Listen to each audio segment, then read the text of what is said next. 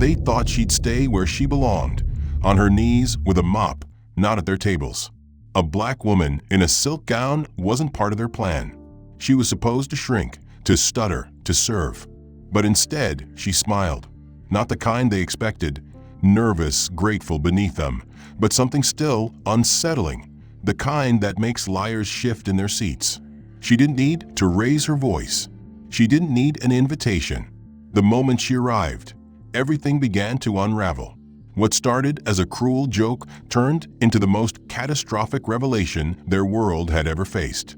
Secrets they buried, bloodlines they erased, crimes they thought no one remembered. Tonight, all of it would rise. And the woman they tried to humiliate? She wasn't there for revenge. She was there for the truth. If you're ready for a story where power flips without warning, where legacy cracks under the weight of a name they tried to erase, then don't just scroll. Like, subscribe, and tell us where you're watching from. The twist you're waiting for? It's not just coming, it's already begun. Clarissa Monroe had perfected the art of silence. For 3 long years, she moved through the Langford estate like a ghost in a palace, wiping fingerprints off crystal, scrubbing the gleam back into marble, pressing linens so crisp they could slice the air. She kept her head down, her eyes low, and her mouth shut. The Langford estate demanded it. Edward Langford demanded it.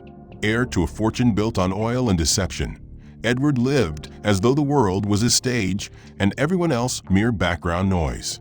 Clarissa, in his world, was invisible, and that was exactly how he preferred his servants, seen only when useful, forgotten once dismissed. On a Wednesday morning drenched in winter light, Clarissa stood in the grand dining hall, setting silver knives in perfect alignment on imported linen. She didn't notice Edward enter until his voice struck like a whip. "Clarissa," he called, his tone too smooth, too casual. She turned, wiping her fingers on her apron, and faced him. In his manicured hand, he held a gold-edged envelope. "Something special for you," he said, smirking. His friends stood behind him, smug in tailored suits, sipping coffee and exchanging glances thick with laughter they hadn't yet released. Clarissa hesitated, then took the envelope. The weight of the cardstock already felt wrong in her hands. She opened it, her fingers trembling just slightly, and read the embossed text aloud in her head. "You are cordially invited to the Langford Foundation Winter Gala. Formal attire required. Entry strictly by invitation." Her name was written in cursive beneath the date and time. "Me?" she asked, unable to mask her confusion. Edward's smile widened. "Of course. We thought it might be educational. You've spent years watching from the shadows. Why not see the spotlight?" His friends burst into laughter. One of them chimed in, "You'll be the main attraction, I'm sure. Just don't bring your mop." Clarissa's face stayed still. She didn't laugh. She didn't cry. She simply nodded once and walked away. In the kitchen, she opened the envelope again, away from their eyes. Alone, she let the mask drop. Shame flushed her face. Of course it was a joke. They wanted her to show up, out of place and outclassed, so they could feel superior. But even through the humiliation, something simmered inside her. A small, stubborn flame that hadn't died even through years of being disregarded.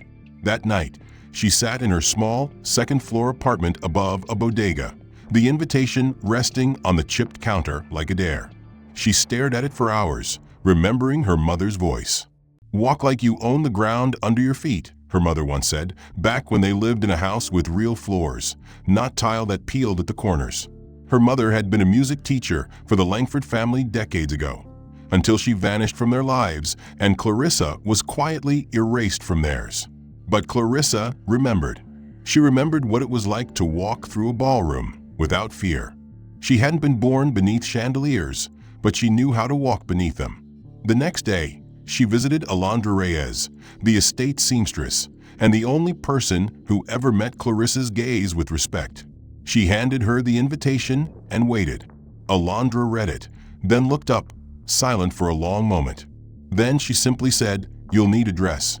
Over the following days, Clarissa worked her usual shifts under the pointed barbs of Edward and his clique. "Remember to polish your shoes, Clarissa," one of them sneered. "Try not to trip on the red carpet," another jeered. But Clarissa didn't flinch. She carried herself through the halls with a new kind of quiet, a storm building behind her eyes. At night, she snuck to Alondra's modest workshop above the garage.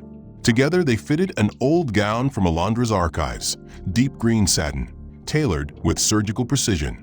Clarissa's shoulders were squared, her back straight, her voice measured. She didn't ask for approval. She asked for adjustments. On the night of the gala, Clarissa arrived not by town car or limousine, but on foot. She stepped into the Langford mansion like she had every other day for 3 years, but this time she entered through the front door. The guests barely noticed her at first. The string quartet played, champagne flowed, and the scent of peonies wafted through the chandeliers. Then the whispers began. Is that? She looks familiar. Isn't she the? The emerald dress Alondra had tailored for her hugged her frame with elegance, not ostentation. She looked like she belonged. And for a heartbeat, just one, the room believed she did. Conversations halted mid-sentence. Champagne flutes were lowered. A sharp silence swallowed the music as if the quartet, too, was stunned. The first few moments were marked by confusion. Who was she? A socialite's cousin? A philanthropist's guest? But recognition spread quickly. The whispers started like a breeze and built like a storm. Isn't that the cleaning woman? The maid? Edward's help? Heads tilted, eyes narrowed, and smirks began to bloom. Clarissa caught a glimpse of herself in the gilded mirror above the fireplace.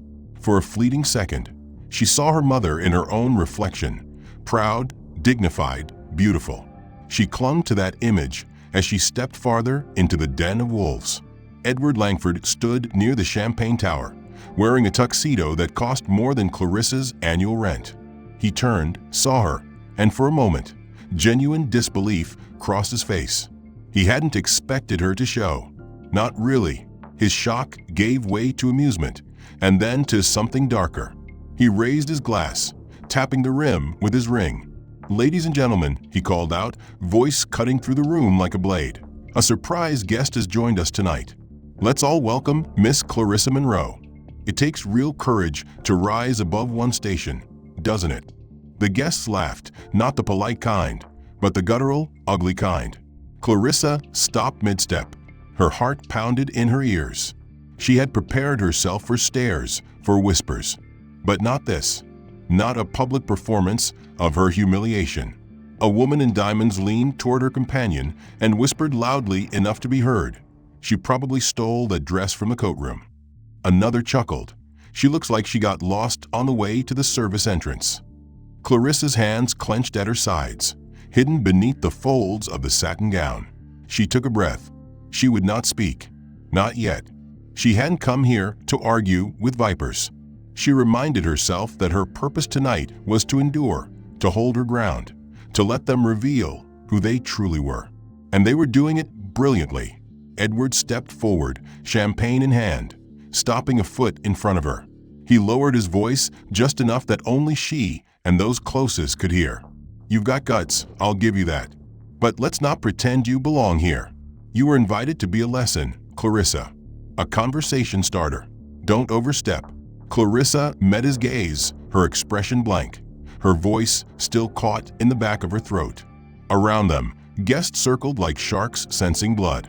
Some snapped photos with their phones, trying to be discreet but failing. One socialite pretended to trip near her, spilling red wine just inches from her dress, then muttering, "Oops." Clarissa stepped back, narrowly avoiding the stain. Her silence only seemed to fuel the fire. They wanted her to lash out. They wanted her to break. She would not. But her chest tightened with each laugh, each insult, each time someone recoiled as if her presence contaminated the air.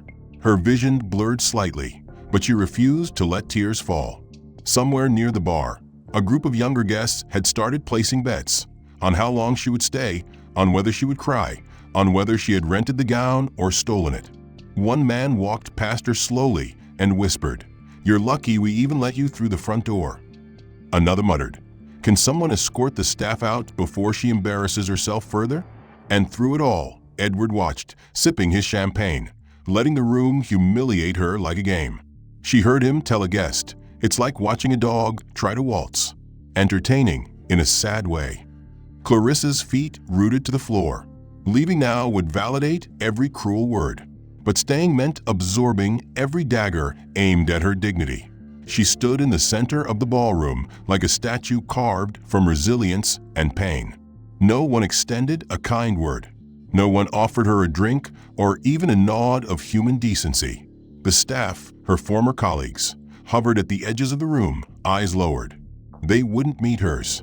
She was utterly alone. The music resumed, but the mood had shifted. Clarissa was no longer a curiosity. Every laugh, every sideways glance, every whisper felt like it was carved with her name. Her presence had been reduced to a sideshow act, something grotesquely amusing for their evening entertainment. Edward Langford circled the room like a monarch inspecting his court, grinning with his usual smugness. He stopped near the orchestra and tapped a spoon against his champagne flute. The clear chime echoed across the ballroom, commanding silence more effectively than any announcement. The string quartet went still. Conversations halted. Guests turned. Clarissa's breath caught in her throat. Edward raised his glass higher, smiling as if he were toasting royalty. "Everyone," he began, his voice smooth as silk and twice as sharp, "before we get too carried away with the festivities, I'd like to introduce someone very special." A ripple of laughter followed, instinctive and cruel. Clarissa didn't move. She kept her eyes focused on a distant point beyond Edward, determined not to meet his gaze. "You all know how hard it is to find good help these days," he said, drawing a few more chuckles from the crowd. "But we've been blessed, truly, with the presence of someone who has kept our estate spotless and shining." Murmurs grew louder. Some people started recording on their phones, amused and intrigued. "Please," Edward continued, gesturing with faux grandeur, "join me in welcoming Clarissa Monroe, our loyal cleaning woman, making her first appearance in high society." Applause broke out, scattered and mocking.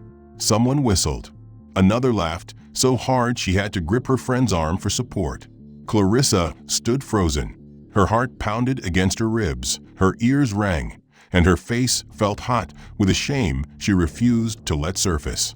She didn't speak. She didn't blink. Her feet were lead, but her spine remained unbowed. One of the guests, Patricia Wynne, a senator's wife known more for her gossip than grace, stepped forward, smiling too brightly. She raised her glass and added, "Bravo. It takes real courage to trade a mop for a martini." The laughter returned, louder, uglier. Clarissa's hands were trembling, but she clasped them behind her back where no one could see. A young man near the bar nudged his friend and whispered, "Bet she thought this would be her Cinderella moment." The other snorted, holding up his phone. "It's already on my story. This is gold." Clarissa caught the movement, flashing lights, recording phones, and realized her humiliation was being broadcast live. She was no longer just the target of a cruel joke within these walls. Her face, her silence, her pain, they were going viral. Her knees nearly gave, not because she couldn't handle them, but because she was fighting the urge to scream, fighting to protect the last thread of dignity she had left. Edward was still smiling. He thought he'd won, that he had proved a point, that the help would always be the help, that no matter how beautiful the dress or poised the posture, Clarissa would never be one of them. Speech, someone called, mocking. "Tell us where you got the dress. Goodwill or Salvation Army?" More laughter. Clarissa's throat closed. The words were there, but she couldn't give them voice. Not yet. Not in this place. Not like this. Patricia leaned in, her voice syrupy sweet. "Tell me, dear, did Alondra sew that dress right over your apron?" The insult stung, not for what it implied, but for who it involved. Alondra had poured love into every stitch, and now even her kindness was being dragged through the mud. Clarissa finally met Patricia's eyes, not with hate, but with quiet defiance. It was brief, but Patricia blinked, suddenly unsure. Edward noticed. His grin faltered for the first time all evening. He took a step forward. "You haven't said much, Clarissa," he said, his voice lowering.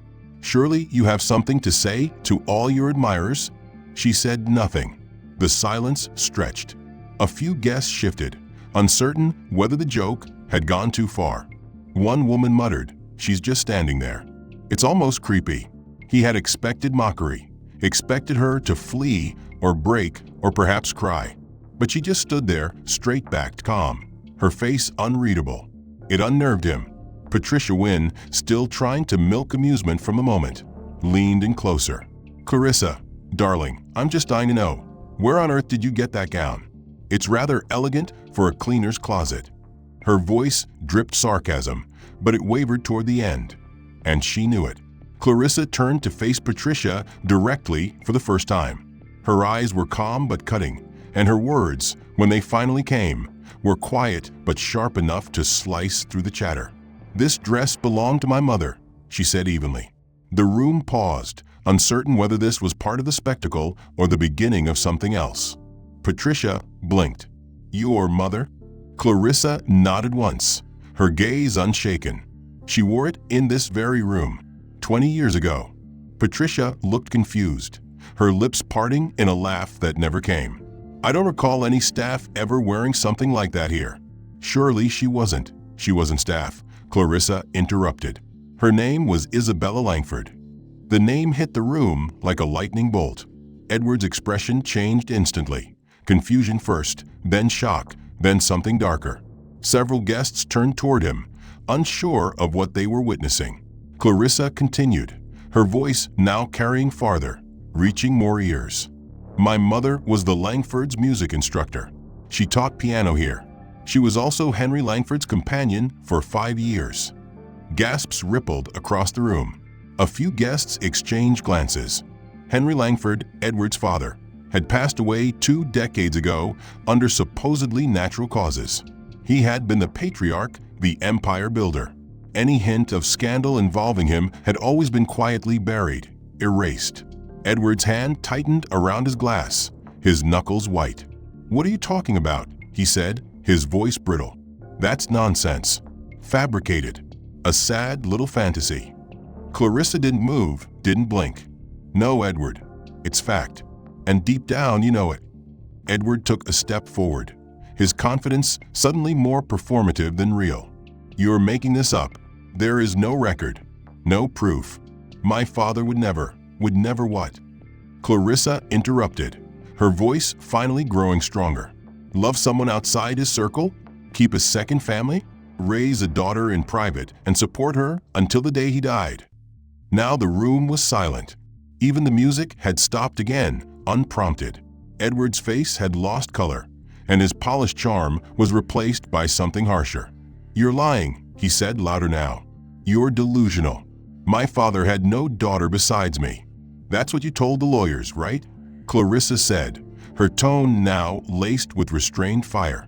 "After he died, when you suddenly claimed everything for yourself, when you quietly stopped the monthly allowance, when you sold the house he bought for my mother and left us with nothing."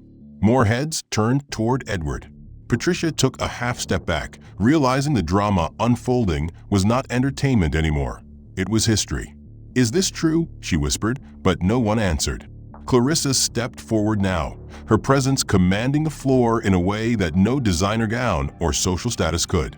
She reached into her clutch and pulled out a simple object, an antique ring with a sapphire set in gold, etched with a Langford crest. She held it high for everyone to see. "This was my mother's engagement ring, given to her by Henry Langford, your father." A hush fell again, this time heavier, final. Edward stared at the ring, his mind racing. That ring had been lost, or so he had told the family. He had claimed it had been buried with his father, that it had never been meant for anyone outside the Langford bloodline.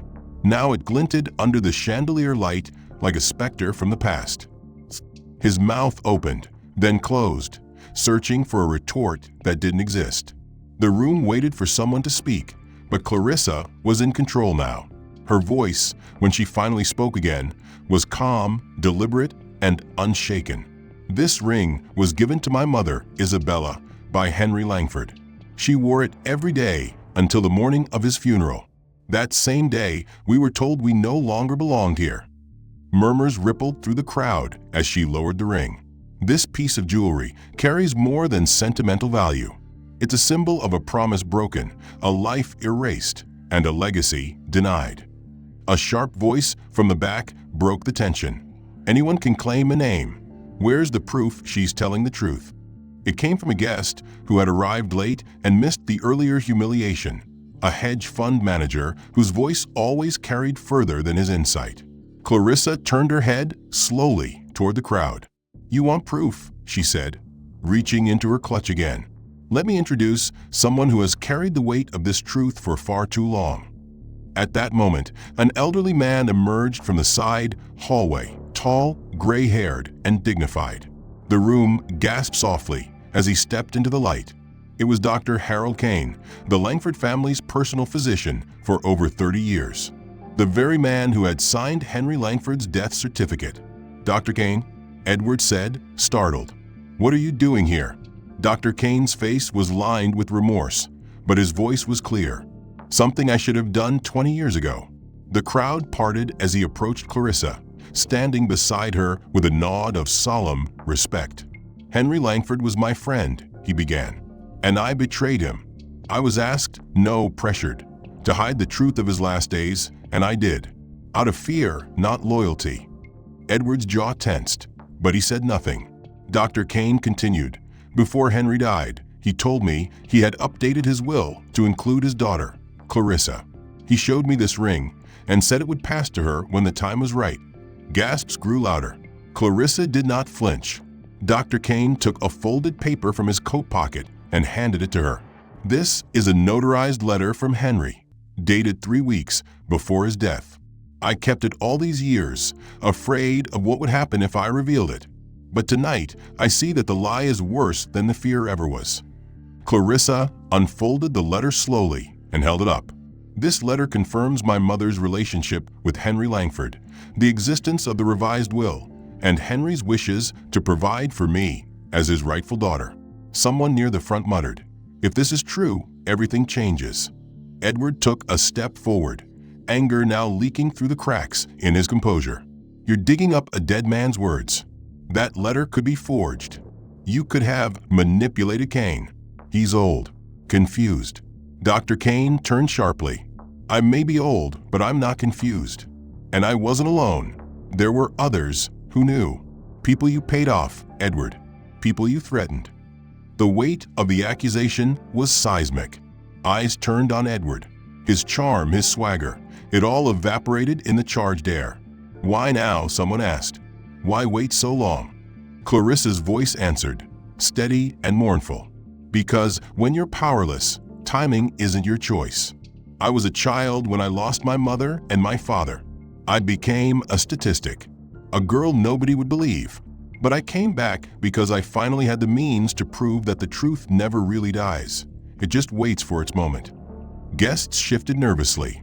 Their expressions turned from amused disdain to concern, some even shame. The sapphire ring still sparkled faintly in the dimmed lights, like a lighthouse to every eye in the room, while Edward Langford stood rigid, his smile fractured beyond repair.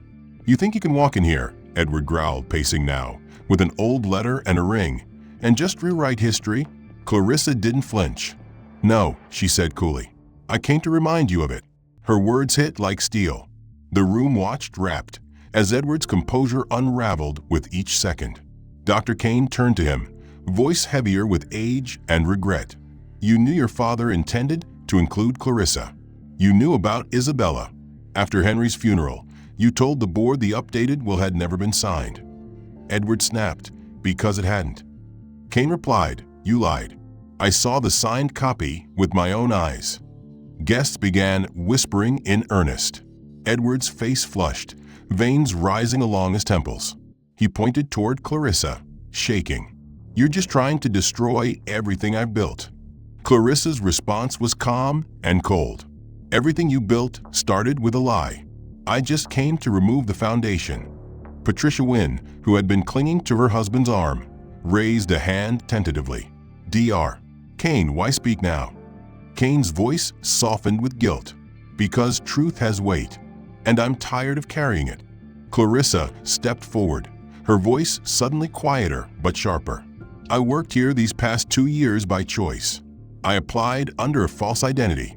I knew if I came as myself, Edward would never let me near this place again. Edward's mouth dropped slightly, but no words came. Clarissa continued, I cleaned his floors, folded his clothes, served drinks at his meetings, not because I needed the job, but because I needed access. I needed to learn where the documents were hidden. I needed to understand how you covered it all up. The guests gasped again. So this was a setup? Someone asked. No, Clarissa said, turning her gaze to the crowd. This was a strategy. You don't dismantle 20 years of lies with a tantrum. You do it piece by piece until even the architects can't remember how they built it. Edward looked around as if for an escape, sweat now beading at his brow. You're insane, he hissed. This is obsession. This is justice, Clarissa shot back. And you're not just guilty of theft. She took out a second envelope, this one heavier. In the past 6 months, I've collected files, recordings, financial statements, all from your private office. Did you really think your security team paid attention to the help? She opened the envelope and removed several sheets, holding one up. This is a signed memo authorizing the reallocation of charity funds from the Langford Children's Foundation to a shell company, Larnco Holdings. I traced it back to your personal account.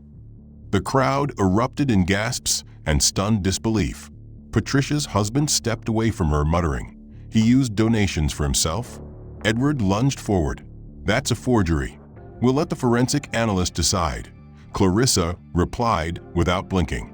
But I've already turned everything over to my attorney, and more than one. If anything happens to me, there are copies in 5 places. This is a smear campaign, Edward barked, voice rising with desperation. You're just bitter because you weren't wanted. Clarissa's face darkened. I wasn't wanted by you, she said, but your father loved me, and he intended for me to be part of this legacy. You decided to rewrite that history because it threatened your control. She stepped closer now, just a few feet away, her voice suddenly intimate.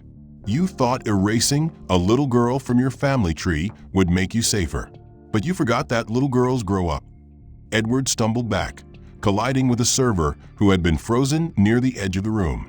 The server caught himself, but Edward's glass shattered against the floor. Still, Clarissa kept advancing, her voice unwavering. You embezzled money. Edward Langford looked around, trying to regain control, but it was like trying to put out a fire with gasoline. His suit clung to his back with sweat, and the smooth confidence he had weaponized his entire life now cracked under the weight of panic. This is a hostile ambush, he said loudly, but his voice lacked the authority it once carried. She's manipulating all of you with fabricated stories and planted documents. Clarissa didn't flinch. She reached into her clutch again and pulled out a slim device, a voice recorder. Her thumb hovered over the button. You want more than documents? Fine. Let's hear your voice. She pressed play. Edward's unmistakable tone filled the ballroom, the acoustics amplifying every word. Destroy the updated will, the recording began. If that little brat's name ends up in the registry, it complicates everything. She and her mother were a mistake, and I'm not about to share a penny of what's rightfully mine. Gasps erupted. Several guests visibly recoiled. One woman covered her mouth with both hands. Clarissa let the recording continue. Tell the board the revision never happened. I don't care what you have to forge, just make it disappear. I want the Langford name clean, not attached to some maid's daughter. She stopped the recording there. The silence that followed was seismic. Clarissa met Edward's eyes, her own gaze steady and cold. Still on a claim fabrication? She asked. Edward didn't answer. He couldn't. The words had been too clear, the tone too unmistakably his. A man in a navy suit stepped forward. Gregory Farnswell, the longest-serving member of the Langford Enterprises board. He had remained silent through the spectacle, but now his voice cut clean through the murmuring crowd. Mr. Langford, he said gravely, as of this moment, your executive authority is suspended pending a full investigation. If even a fraction of what we've heard is true, your position as CEO is not only compromised but legally indefensible. Edward turned to him, eyes wide. You don't have the power. The board does, Gregory interrupted. And we're here tonight, which means we can vote tonight. Several other board members nodded grimly. Clarissa stood motionless as her oppressor crumbled inch by inch in front of the very people he once ruled over. "You think this is over?" Edward spat at her, his composure shattered. "You think this makes you a Langford?" Clarissa stepped closer, her voice low but devastating. "I never needed your permission to be who I am, but I did need the truth to be heard. And now it has been."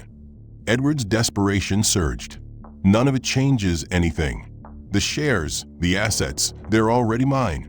"Not for long," Gregory said, pulling out a phone. "We're calling an emergency session, and Clarissa has legal counsel ready to contest every inch of your control." The crowd had begun shifting once again, but this time not to spectate. Many guests were quietly stepping away from Edward, distancing themselves as if proximity might soil their reputations. Patricia, when clutched her pearls, her earlier mockery a fading memory. "How did we not know?" she whispered. Her husband grimaced. "We didn't want to." Clarissa turned to address the room. "You laughed at me when I entered because you thought I was small, because you saw a cleaner in a gown. But I knew that pain, injustice, and silence are stronger than any title when paired with truth." More murmurs. A few heads nodded. "I didn't come to destroy," she continued. "I came to correct what was broken.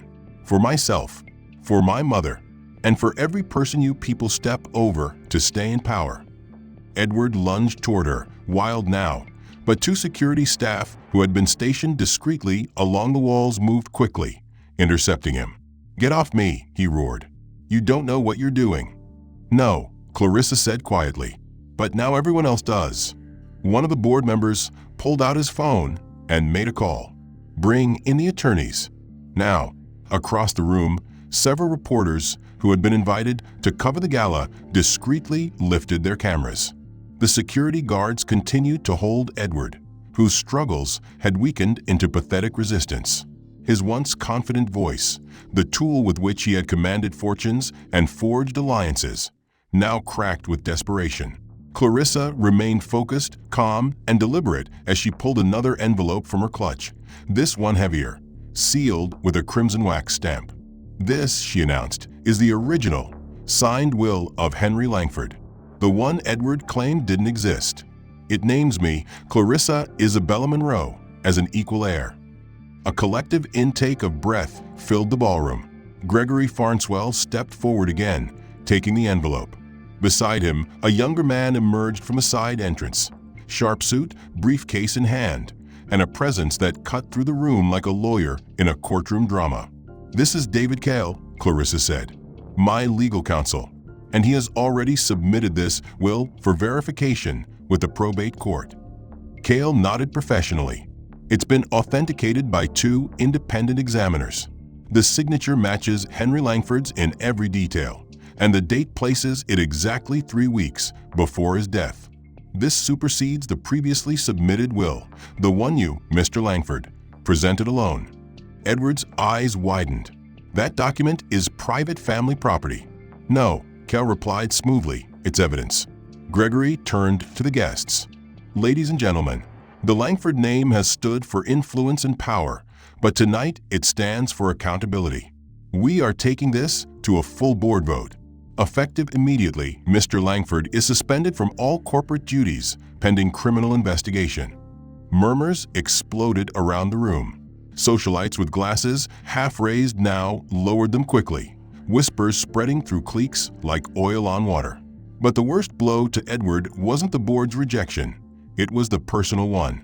Helena Langford, his wife of 18 years, had remained quietly seated throughout the spectacle, her face unreadable.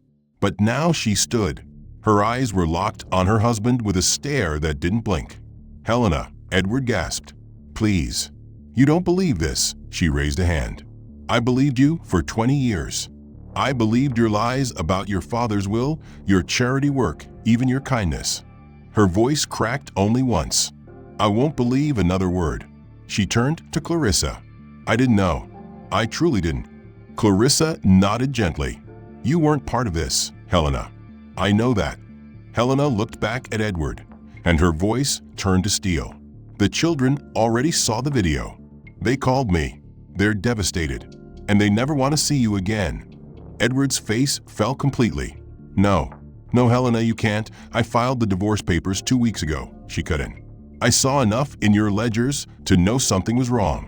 I just didn't realize how deep the rot went. The sound of shuffling chairs and scraping heels filled the hall as guests began edging toward the exit, some to leave the scandal, others to get closer to the media now gathering outside. Reporters had gathered just beyond the balcony, camera flashes visible through the tall windows. David Cain stepped forward again. We have submitted a motion to freeze all Langford assets pending reallocation. We've also provided the district attorney's office with audio and financial records.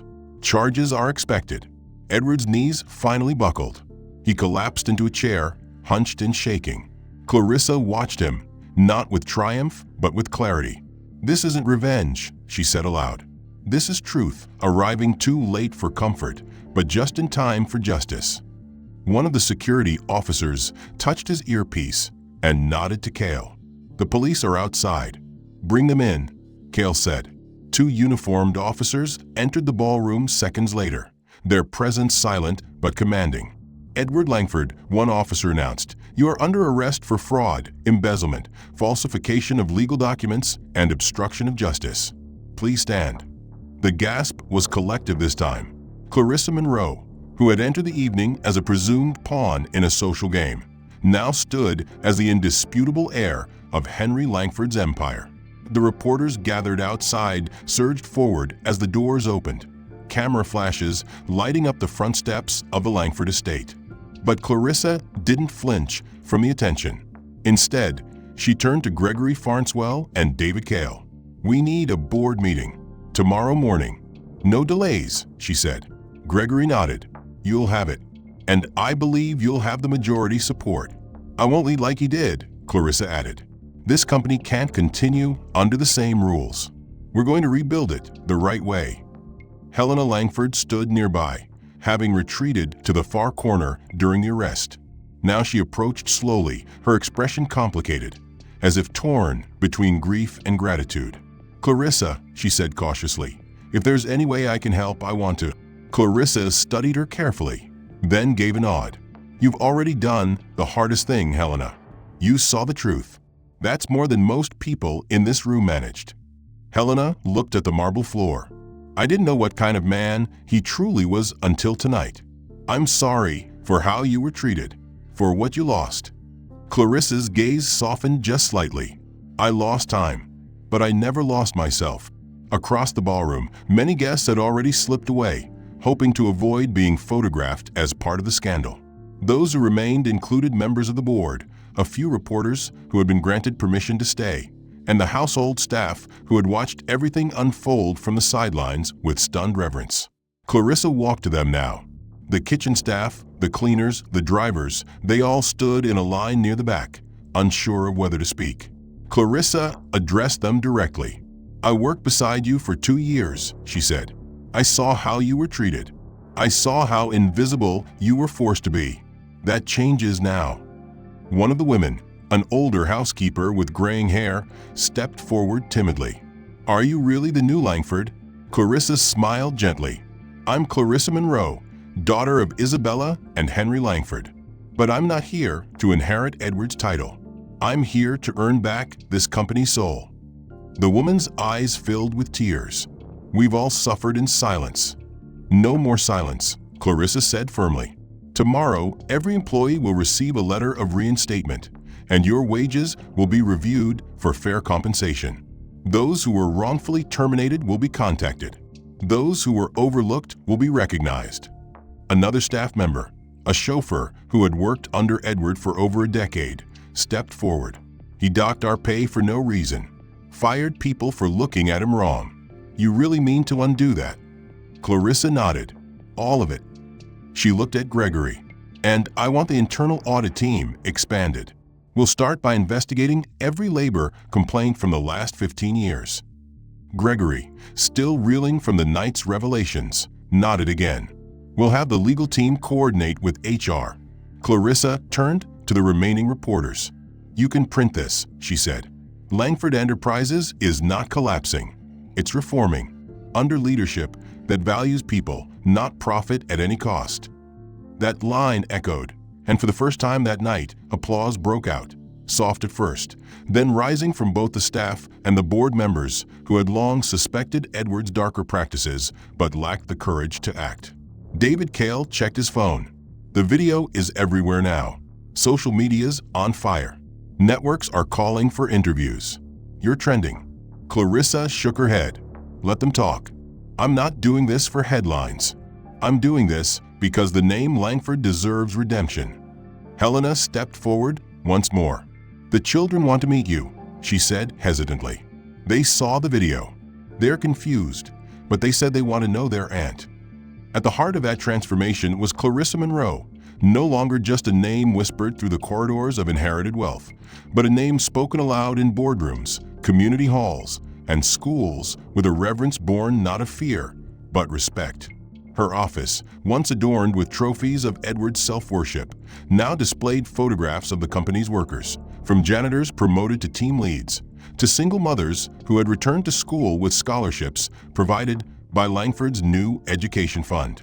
Clarissa sat behind a desk that had belonged to her father, not as a monarch claiming a throne, but as a daughter continuing a story that had been interrupted for decades. She didn't seek vindication in Edward's imprisonment, though the 35-year sentence he had received for fraud, embezzlement, and obstruction did send a powerful message. Justice, after all, wasn't about retribution. It was about repairing the world one honest act at a time. Under Clarissa's leadership, the company's profits rose by 30%, not by increasing exploitation, but by raising salaries, implementing mental health support, and encouraging innovation from all levels of the corporate hierarchy. The media dubbed it the Langford Renaissance, and for the first time in its history, Langford Enterprises was mentioned in the same breath as social progress. But Clarissa wasn't swayed by press attention. She declined interviews that asked about revenge and refused book deals that wanted to capitalize on her suffering. "I don't want to be known for surviving," she told one persistent journalist. "I want to be known for what I built afterward." She poured the bulk of her inheritance into 3 core projects: a foundation for domestic workers seeking legal and educational aid, a grant program for entrepreneurs from underserved communities, and a national database tracking corporate abuse. These weren't gestures. They were reparations. She named the foundation after her mother, the Isabella Project, and its motto was simple: dignity is a right, not a privilege.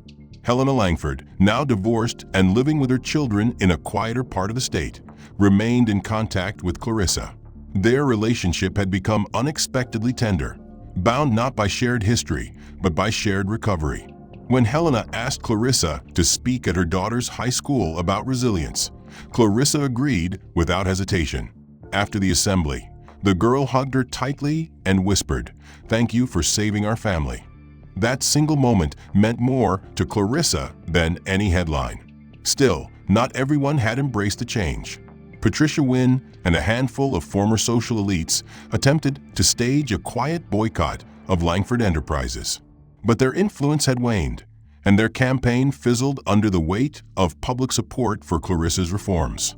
When a senator approached her to run for office, suggesting that someone with her story and ethics belonged in government, Clarissa smiled and politely declined. "The system doesn't need another politician," she said. "It needs someone rebuilding it from the ground up."